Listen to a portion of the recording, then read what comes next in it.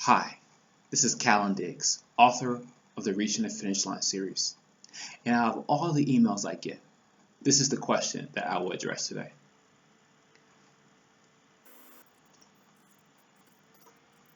I want to design my career, but I can't in this economy.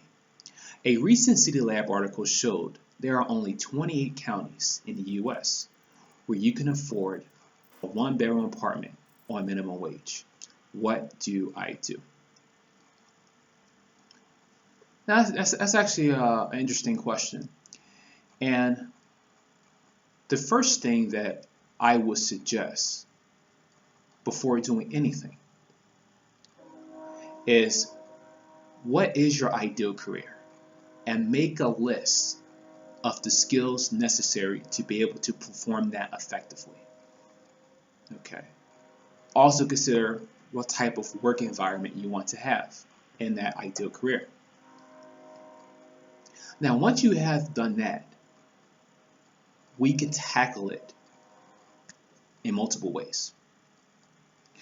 The first way is, if there's 28 counties in the US where you can afford a one-bedroom apartment on minimum wage, well, live in one of those 28 counties. And since the bar is set so low and every company is required to pay that salary, then you can specifically focus on which opportunity will allow me to obtain the most skills. So that's option one. Option two is you can stay where you're at and make more money. Now, I understand that there are some areas in where the minimum wage does not pay enough to even have a one-bedroom apartment. And it's a shame, and yet it's challenging. But once you know that baseline number, for example, let's say you live in a place in where $8.50 is the minimum wage. And let's say, in order to afford a one-bedroom apartment, it's going to require at least a $10 an hour salary to even have any type of modest lifestyle. Okay, that's going to be your baseline number. Preferably, you want to get paid more than that, but now you have a range to work within. And you can look for opportunities that offer that salary, but you can find the ones that allow you to obtain the most skills possible, and also does it kind of offer your preferred work environment. The third option is opportunities abroad. Now, there are many governmental organizations that offer these opportunities abroad, which may give you an opportunity not only to obtain those skills that you desire to fulfill your ideal career, but also to be able to do that while having fun in a new, exciting country.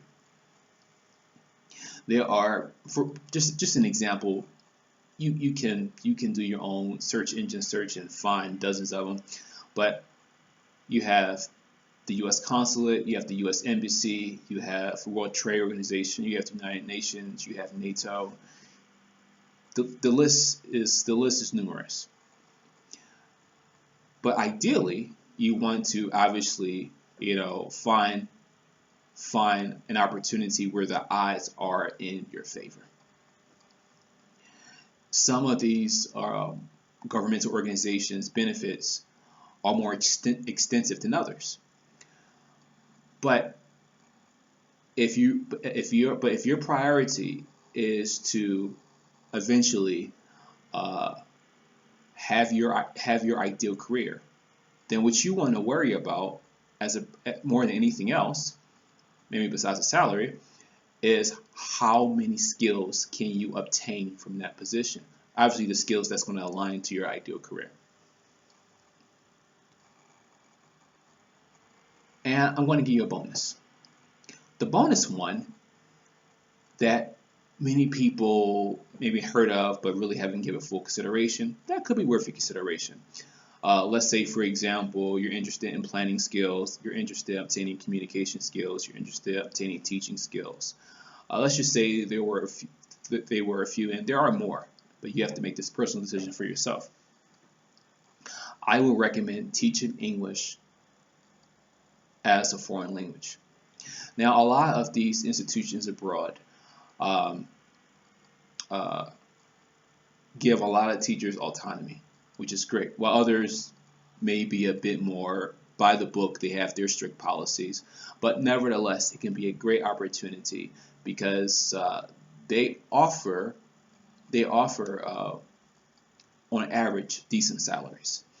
Some people may think, oh, well, I've tried that, I didn't make a lot of money. Well, maybe you were the 45% of people who made less than $2,000 a month. There are a lot of those opportunities. Unfortunately, many of them are in developing countries. There are other opportunities, and where I think makes up half of it, which pays you about $2,000 to $3,000 a month. Okay, and then you have the 5% of opportunities that pay you over $3,000 a month. The great thing about this type of job is obviously it could be a great fit if those are some of the skills that you want to obtain and become proficient in. But also they pay for your apartment. They often pay for a round trip ticket, so they pay to fly you there and they pay to fly you back. They also, give you vacation, they give you a stipend for your vacation. And if you sign a longer contract, let's say you sign a contract for 2 years, they will also give you additional round trip tickets. So if you wanted to take that vacation to go home and be with your family for 1 or 2 weeks, they will pay to fly you there and pay you to fly you back to finish your contract. So I hope that was helpful. The reality is everyone wants their ideal career, but you're just not going to make it happen overnight. It takes time, and this is a step-by-step process. But if you're willing to hustle, if you're willing to put the work in, you can definitely reach the finish line, and you can definitely live out your ideal career. More about this in my new upcoming book, Reaching the Finish Line: How Success Proves Adversity is Not Your Adversary. It will be available for pre-order soon, but until then, I want you to do this one thing. If you can leave your comment and tell me your thoughts. Do you have an additional question to what I talked about, or perhaps you want to add a solution, something that I didn't mention in the video? Post your comment there, and let's continue the conversation.